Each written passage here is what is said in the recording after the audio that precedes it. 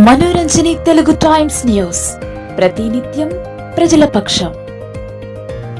బాసరలోని శ్రీ వేద భారతి పీఠం ఆధ్వర్యంలో శ్రీ శ్రీ శ్రీ వేద విద్యానంద స్వామీజీ సమక్షంలో ఈ రోజు శనివారం సాయంత్రం గోపూజ, మహాదేవుని అభిషేకం, గోహారతి పూజ కార్యక్రమాలు భక్తి శ్రద్ధలతో ఘనంగా నిర్వహించారు. ఈ కార్యక్రమానికి పుర ప్రముఖులు, గ్రామస్తులు, భక్తులు పెద్ద సంఖ్యలో హాజరై గోవులకు గోహారతులిచ్చి ప్రత్యేక పూజలు నిర్వహించి మొక్కులు చెల్లించుకున్నారు. ఈ సందర్భంగా వేద భారతి పీఠం వ్యవస్థాపకులు శ్రీ శ్రీ శ్రీ వేద విద్యానంద స్వామీజీ మాట్లాడుతూ పాడి పంటలు సస్యశ్యామలంగా ఉండాలంటే గోవులను ఆదరించి పూజించాల్సిందేనని తెలిపారు. హైందవ వైదిక ధర్మంలో గోవులకు అపారమైన ప్రాముఖ్యత ఉందని, గోవు సకల దేవతల స్వరూపమని స్వామీజీ స్పష్టం చేశారు. ప్రస్తుతం ప్రతి శనివారం గోహారతి కార్యక్రమాన్ని నిర్వహిస్తున్నామని, భవిష్యత్తులో భక్తుల సహకారంతో ప్రతిరోజు గోహారతి నిర్వహించేలా కృషి చేస్తున్నామని స్వామీజీ వెల్లడించారు. భక్తి, సంప్రదాయం, గోసేవకు ప్రతీకగా నిలిచిన బాసర వేద భారతి పీఠం కార్యక్రమం భక్తులను విశేషంగా ఆకట్టుకుంది.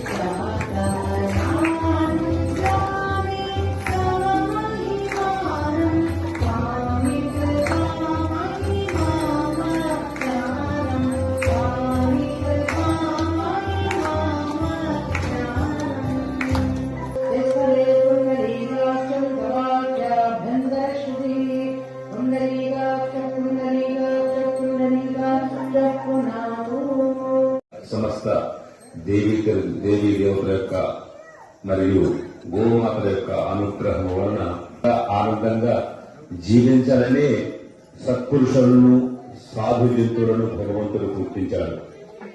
కాబట్టి కొన్ని జంతువులు మనతో ఉండలేవు, కొన్ని జంతువులతో మనం హాయిగా ఉండొచ్చు. అందులో ప్రప్రథంగా సాధు జంతువు అంటే గోవులే. గోవుల గురించి వేదం ప్రతి మంత్రంలో విశేషంగా చెప్పుకుంటుంది.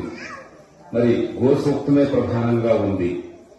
ఎందుకంటే మన భూములు సస్యశ్యామలముగా బలవంతముగా శక్తివంతంగా ఉండాలి అంటే గోమయం పడాలంట.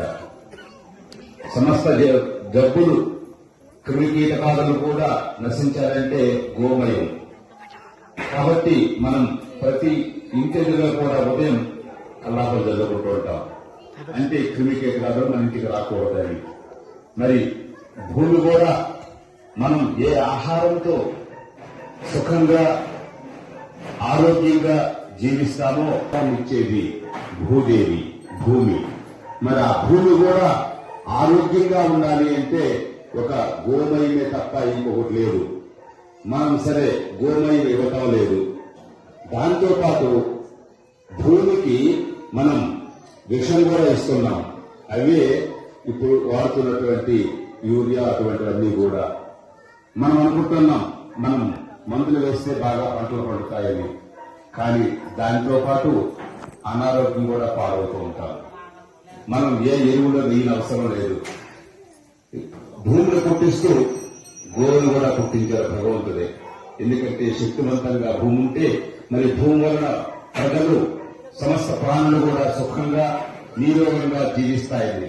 అటువంటి గోమాతలకు మనం ప్రతి శనివారం మన ఆశ్రమం నుంచి ధూపదీప నైవేద్య హారతులను ఏ విధంగా మనం మందిరాలలో దేవీ దేవతలను ఆరాధిస్తున్నామో అదే విధంగా ప్రతి ఇంట్లో కూడా మనం దేవీ దేవతను ఆరాధిస్తూ ఉంటాం.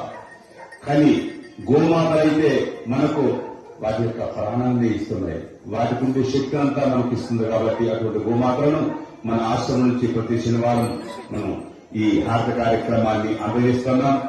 దీనివల్ల చూసినటువంటి ప్రతి వ్యక్తి కూడా మన ఇంట్లో ఒక ఆవుని పోషిద్దాం, ఆ ఆవు వలన మనం సుఖంగా ఉందాం, మన పిల్లలకు మంచి అమృతమైనటువంటి పోషక పదార్థంగా రూపంగా ఉన్నటువంటి మరి పాలను కూడా పిల్లలకు అందజేద్దాం అన్నటువంటి ఒక భావన ఏర్పడుతుందనే విషయంతోనే మనం ఈ సమస్త దేవీ దేవతలకు ఆశ్చర్యమైనటువంటి నిలవమైనటువంటి మందిరమైనటువంటి ఈ గోమాతలను మనం ఆరాధిస్తున్నాం. కాబట్టి మరి శనివారం ఎందుకంటే ప్రతి ఒక్కరు కూడా ఏ దోషాలు ఉంటాయి కాబట్టి మరి గోమాతలను స్పృశించిన వాటిని దర్శించిన వాటి యొక్క పూజ చేసినా సరే ఈ దోషాలు పోతాయి. కాబట్టి శని లాంటి దోషాలు అటువంటి దోష రహితమైనటువంటి జీవితాన్ని ఇవ్వాలనేటువంటి సంకల్పంతో మన ఆశ్రమంలో గోహారత కార్యక్రమాన్ని ప్రారంభించాం. మీరందరూ కూడా గోమాతను మనస్ఫూర్తిగా స్మరిస్తూ సమస్త పితృదేవతలు కూడా మనకు సంతోషించి వారి యొక్క అనుగ్రహం కూడా కావాలంటే గోమాతల పూజ వలనే ఇంటికి గోదానం చేస్తాం.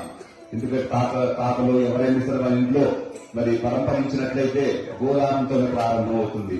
ఎందుకంటే వారిని తృప్తి చెందింపజేయాలంటే ఒక ఆవు మాత్రమే ప్రపంచంలో. కాబట్టి అటువంటి గోమాతల యొక్క అనుగ్రహం మీకు మనందరికీ ఉంటుందని భావించి అందరికీ జయశ్రీవేదం.